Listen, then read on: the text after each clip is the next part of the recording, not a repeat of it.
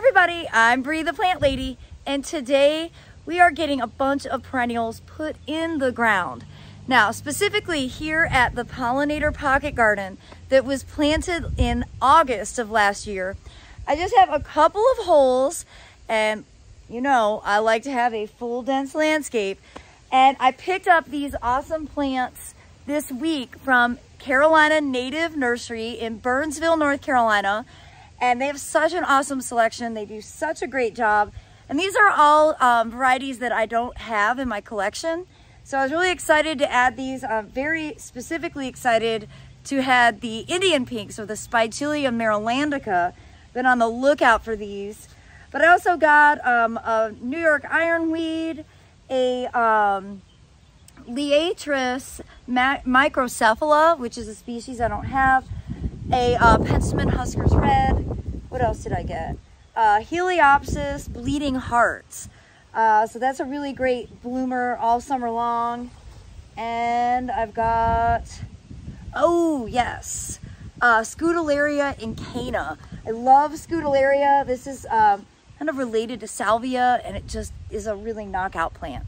So anyhow, these are like onesies. And for the most part, what we're doing in this garden are large swaths of the same thing. So I'm going to put these strategically in areas where they can really shine and just sort of be an individual.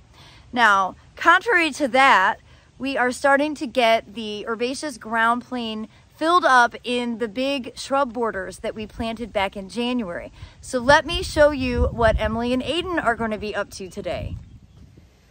So we're doing this sort of in a hurry just because we've got 2 days of absolute rain, which is unfortunate because it is Memorial Day weekend, but it'd be great to get these plants watered by nature instead of poor Emily dragging a hose for several hours. So basically in this bed, I did just have the realization that there isn't as much open space as I thought there was. But that doesn't mean we're not going to add plants. Because, well, I'm me. So we've got, actually I thought this was kind of funny because, you know, this is a mixed tray. We didn't do this on purpose, but we've got Salvia azurea, and then we have got Aster azureus in the same tray, which, you know, it's just funny because the species names are so similar. So I think we want to do all of these salvias basically throughout this open spot here and kind of down along the edges. This isn't going to get so large that I think it can be kind of a front plant.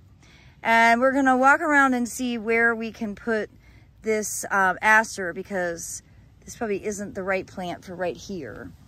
Now this bed, obviously we mulched this bed when we planted it, and we did a layer of sedge in here back in January. So we've got Carex cherokeensis over here. We've got Carex lurida through the middle, and it's really robust. I'm very impressed with Carex lurida. And then Carex muskingamensis, that is kind of growing as sort of a ribbon through the center. We're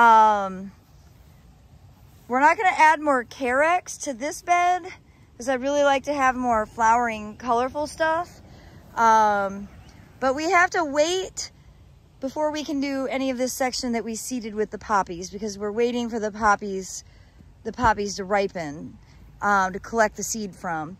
And that brings me to this bed, which we're kind of at a standstill. Emily did a great job of weeding it. Remember, this bed we did the overseeding and we did not mulch it, and as a result it's dried out really fast and we've had a lot of weed seeds. So in here we're waiting until the poppy seeds ripen, and then we're going to do a mass clean out, and then we're going to mulch it, and then this bed is really going to be the place that absorbs a lot of these landscape plugs that we have left from the open garden. So this is a fair amount of square footage to fill that you can see. It's just bare sand where these, you know, annuals filled in for the season. And it's probably going to be at least another 10 days before these seeds are ripe enough to harvest. So we're just going to take it in stride. And for today, we're gonna handle that bed, and I'm hoping to get 5 trays emptied into there. None of those trays are full, so we're gonna do it. It's gonna work. They're questioning how many plants we can fit in.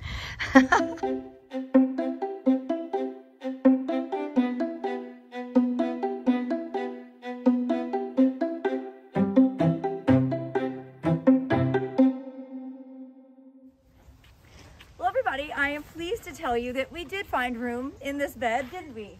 Yes, we did. For all the plants.